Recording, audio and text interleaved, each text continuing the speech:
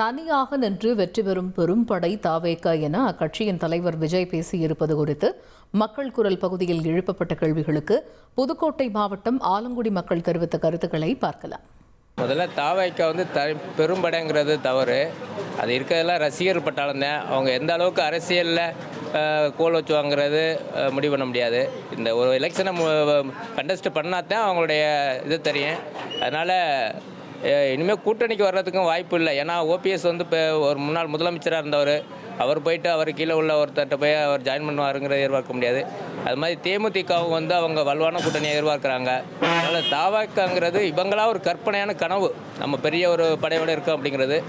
அந்த கனவு இந்த தேர்தலோட அது நிற்குமா நிற்காதாங்கிறது பொறுத்து தான் பார்க்கணும். தனியாக நின்னா எனக்கு தெரிஞ்சு அவர் வெல்வாருங்கிறத நான் உறுதியாக சொல்கிறேன். தனிச்சு நின்னார்னா எங்கள் இளைஞர் நல்லா இது பண்ணுவார். கூட்டணி எனக்கு தெரிஞ்சு கூட்டணி போட வாய்ப்பு இருக்காது. கூட்டணி போட மாட்டாருன்னு தான் எனக்கு தோணுது. தனிச்சு இருந்தால் அவர் நிச்சயம் வெற்றி பெறுவார். இப்போதைக்கு இருக்கிறது தேமுதிகவும் இவரும் தான் இருக்காங்க. ஆனால் சேருவாங்களாங்கிறது உறுதியாக சொல்ல முடியாது. தாவேக தனியாக தான் நிற்கும். இல்லை, அவர் பேசுகிறது எப்படி பார்த்தா அவர் மாநாட்டிலலாம் பார்த்தீங்கன்னா அதிக கூட்டம் இருக்குது.